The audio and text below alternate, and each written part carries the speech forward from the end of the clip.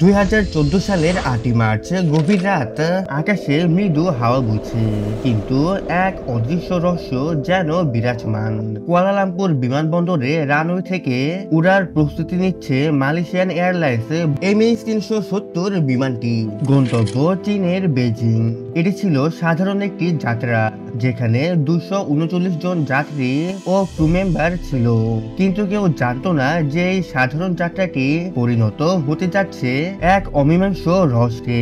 বিমানটির ক্যাপ্টেন ছিলেন অভিজ্ঞ পাইলট জাহারি আহমেদ শাহ এবং তার সহকারী তরুণ ফারেক আব্দুল হামিদ। রাত 12:40। এক সময় যা কিছু শুরু হতে চলেছিল তা এখন ইতিহাসের এক অন্ধকার অধ্যায়ে পরিণত হতে চলেছে। বিমানের ইঞ্জিনে গর্জন শোনা গেল। রানওয়ে থেকে উড়াল দিয়ে ফ্লাইট MH370 কুয়ালালামপুর শহরের আলো পেছনে ফেলে 35,000 ফুট উচ্চতায় উঠে যায়। প্রথম লক্ষ্য ছিল মালয়েশিয়ার আকাশসীমা পেরিয়ে ভিয়েতনামের আকাশে প্রবেশ করা। নির্ধারিত পয়েন্ট ছিল ইগারি, যেখান থেকে বিমানটির পরবর্তী রুট ঠিক হবে। সমস্ত কিছু তখন পর্যন্ত একেবারে স্বাভাবিক, কিন্তু তখন এক অদৃশ্য হাত এই ঘটনাকে বদলে দেয়। MH370 হয়ে ওঠে বিশ্বের অন্যতম রহস্যময় উড়োজাহাজ, যার খোঁজ এখন পর্যন্ত পাওয়া যায়নি। রাত 1:15। বিমানটি দক্ষিণ চীন সাগরের উপর দিয়ে নির্বিঘ্নে এগিয়ে চলেছে। পাইলটরা নির্ধারিত পথ ধরে দায়িত্বে ব্যস্ত। তখন তাদের নির্দেশ দেওয়া হয় ভিয়েতনামের এটিসির সাথে যোগাযোগ করার জন্য। এটি ছিল একটি স্বাভাবিক প্রক্রিয়া, কিন্তু সময় পার হয়ে গেল, কিন্তু কোনো উত্তর মেলেনি।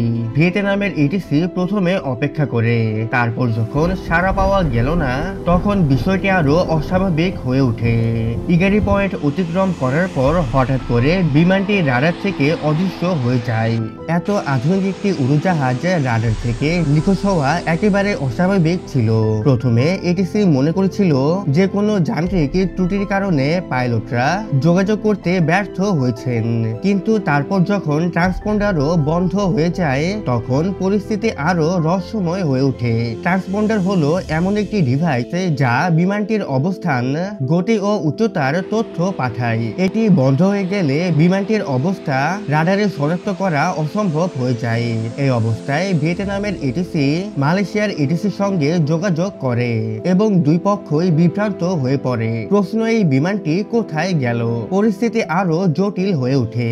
মালয়েশিয়ার সামরিক রাডার সক্রিয় করা হয় এবং এটি দেখায় যে বিমানটির পূর্ব থেকে পশ্চিমে একটি অস্বাভাবিক গতিপথ নিয়েছে। এই পরিবর্তন ছিল একেবারেই অস্বাভাবিক। মালাক্কো প্রণালী অতিক্রম করে সুমাত্রার উত্তরে এটি একটি অজানা স্থানে চলে যায় এবং সেখানে আবার রাডার থেকে অদৃশ্য হয়ে যায়। এই অস্বাভাবিক গতিপথ নিয়ে অনেক সন্দেহ সৃষ্টি হয়। এটি কি পাইলটদের ভুল ছিল, নাকি কেউ বিমানটি হাইজ্যাক করেছে? একে একে নতুন রহস্যের জন্ম হতে থাকে এবং প্রতিটি মুহূর্ত নতুন এক প্রশ্নের জন্ম দেয়। ঘটনা দ্রুত ছড়িয়ে পড়ে। মালয়েশিয়ান এয়ারলাইন্স ঘোষণা করে যে ফ্লাইট MH370 নিখোঁজ হয়েছে। এই ঘোষণার পর দ্রুত অনুসন্ধান অভিযান শুরু হয়। দক্ষিণ চীন সাগর, মালয়েশিয়া, ভিয়েতনাম, থাইল্যান্ড এবং সিঙ্গাপুর একত্রে এই উদ্ধার অভিযান শুরু করে দেয়।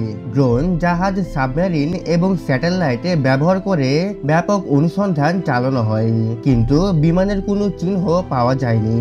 সাধারণত বিমান দুর্ঘটনা ঘটলে তেলের দাগ বা ধ্বংসাবশেষ পাওয়া যায়, কিন্তু MH370 যেন একেবারেই বাতাসে মিলে গেছে। অনুসন্ধানের জন্য এলাকা বাড়ানো হয়। নতুন সূত্র খোঁজ শুরু হয়। ব্রিটিশ স্যাটেলাইট কোম্পানি ইমারসেট জানায় যে বিমানটি তাদের স্যাটেলাইটের সঙ্গে 7 বার সংকেত বিনিময় করেছিল। এই তথ্য বিশ্লেষণ করে জানা যায় যে বিমানটি 7 ঘন্টা আকাশে ছিল। এই তথ্য অনুযায়ী বিমানটির সম্ভাব্য গতিপথ চিহ্নিত করা হয় এবং অনুসন্ধান এলাকায় পরিধি দক্ষিণ ভারত মহাসাগর পর্যন্ত সম্প্রসারিত করা হয়। এই অঞ্চলের অধিকাংশ অংশ পৃথিবীর সবচেয়ে দুর্গম এবং কঠিন অংশ হিসাবে পরিচিত।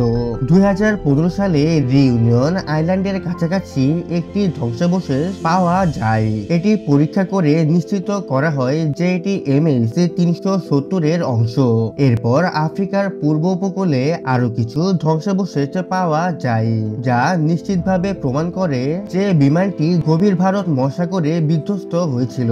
তবে এই ঘটনাটি কেন ঘটেছিল, কেন বিমানটি এই পথে গিয়েছিল এবং ট্রান্সপন্ডার বন্ধ করা হয়েছিল কেন, এই প্রশ্নের উত্তর আজও অজানা।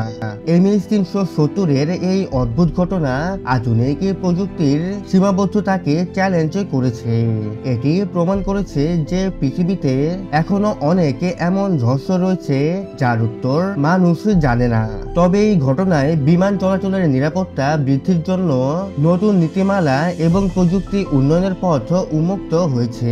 হয়তো একদিন MH370-এর প্রকৃত ঘটনা উদ্ঘাটিত হবে, কিন্তু সেই দিন এখনো আসেনি। এই ছিল আমাদের এবারের আয়োজন। ভিডিওটি ভালো লাগলে একটি লাইকে ক্লিক করুন এবং সাবস্ক্রাইব করে সাথেই থাকুন। দেখা হবে পরবর্তীতে নতুন কিছু নিয়ে।